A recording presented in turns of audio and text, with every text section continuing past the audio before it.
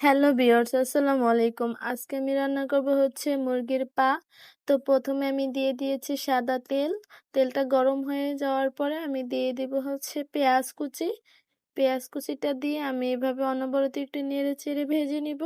তা আধা ভাজা হয়ে গেলে এর মধ্যে আমি দিয়ে দিব হচ্ছে গরম মসলা, তেজপাতা। এটা দিয়ে আমি মসলার সাথে ভালোভাবে এটাকে একটু ভেজে নিব। এভাবে আমি একটু লাল লাল করে ভেজে নিব। তো আমার ভাজা হয়ে গেলে এর মধ্যে আমি একে একে দিয়ে দিব হচ্ছে আদা বাটা, রসুন বাটা এবং পেঁয়াজ বাটা। তার মধ্যে দিয়ে দিব হচ্ছে আমি জিরে গুঁড়ো, ধনিয়ার গুঁড়ো।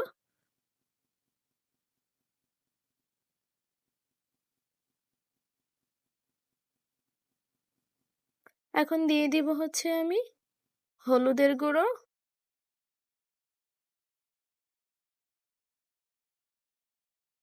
আর দিব হচ্ছে মরিচের গুঁড়ো। এখন দিয়ে দিব হচ্ছে পরিমাণ মতো লবণ। লবণটা দিয়ে আমি এখানে একটু পানি দিয়ে মশলাটাকে ভালোভাবে কষিয়ে নেব।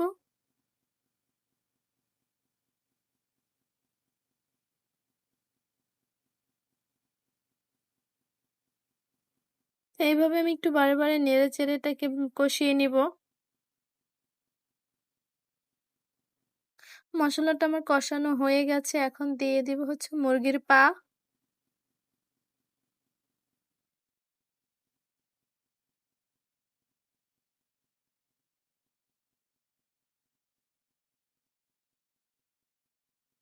এখন এগুলোকে আমি মশলার সাথে ভালোভাবে মিশিয়ে নেব।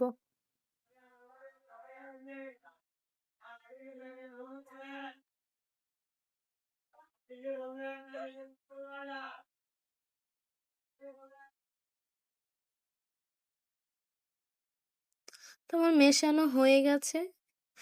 এখন একটু ঢাকনা দিয়ে রেখেছিলাম, ঢাকনাটা উঠিয়ে এখন আবার একটু নেড়ে চেড়ে নেব। তো দেখুন আমার মশলার সাথে কিন্তু পাগুলো কষানো প্রায় হয়ে গেছে। এখন আমি দিয়ে দিব হচ্ছে কয়েক টুকরো কাঁচামরিচ। কাঁচামরিচটা দিয়ে আমি একটু ঢাকনা দিয়ে ঢেকে দিয়েছিলাম। এখন দিয়ে দিব হচ্ছে আমি পানি। তো আমার পাগুলো কিন্তু সেদ্ধ হয়ে গেছে, আমি এখানে বেশি সেদ্ধ করব না।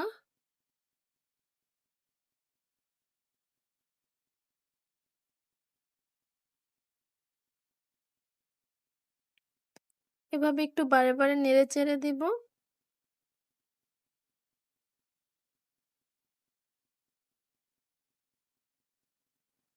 তোমার পা হয়ে গেছে, এখন আমি দিয়ে দিব হচ্ছে ভাজা জিরের গুঁড়ো।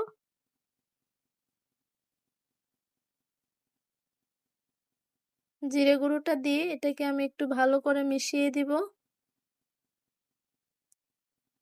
এখন এটাকে আমি নামিয়ে নিব।